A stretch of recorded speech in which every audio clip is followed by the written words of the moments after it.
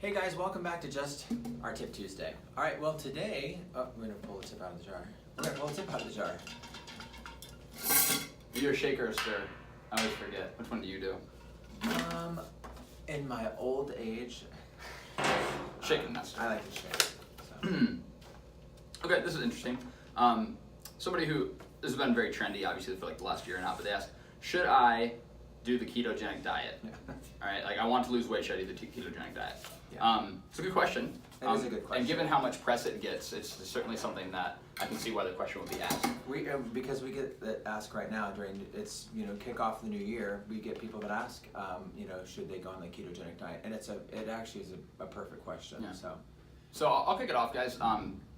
First of all, what I want to reiterate here is that neither Jason nor myself are medical doctors or professionals. We are not here to prescribe food as a way to treat certain diseases or certain situations you may be in. we are nutrition coaches. We're nutrition coaches, so this is not medical food therapy. But there have been some studies that show the ketogenic diet to be beneficial for a variety of things. Yeah. One of them is weight loss. One of them is mental clarity. And another thing I see particularly is that it's been shown in some various studies to be really effective on as a diet that you use while undergoing cancer treatment. Correct. As a way to eliminate that disease. Yeah. Other things include epilepsy in children. It's been used with people who are having seizures. They can be beneficial for that as well. But I'll take the question from like an athletic standpoint. And the really short answer is if you are doing CrossFit, probably not. And Jason, why is that the case? Make it, more than anything, it's high intensity interval training. Mm-hmm. So not necessarily just CrossFit. So if you do any sort of high intensity training, it's not recommended.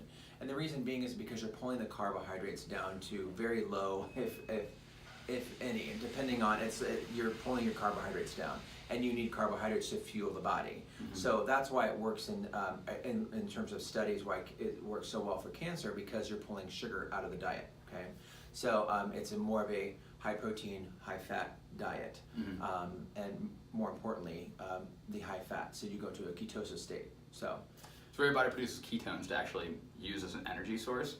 The way it's actually very interesting. The way that they enter the Krebs cycle puts them back into your body similarly to how glycogen is processed. Mm-hmm. And so it's a very good sign that your body likes to run on glycogen best. So it's going to try to teach itself that in general. Whether you're doing it through the consumption of carbohydrate or even just from the consumption of very high fat and letting ketones do the job for you. The other thing I want to talk about the ketogenic diet is that people oftentimes confuse low carb with ketogenic. They are different things. They are absolutely different. Low carb means you have high protein and high fat. Ketogenic is like 70% and above from fat sources. To put this into perspective for you, a large steak mm-hmm. puts you over your protein number for a lot of people if you are eating a purely ketogenic diet. So just keep in mind there are differences between low carb and ketogenic as well. Yeah. So and does it work for some people? Absolutely. So and it's kind of like a science experiment with that as well. So for some of you out there that are not doing high intensity interval training, this could be it could be a really good diet for you. Especially, is it sustainable for long term?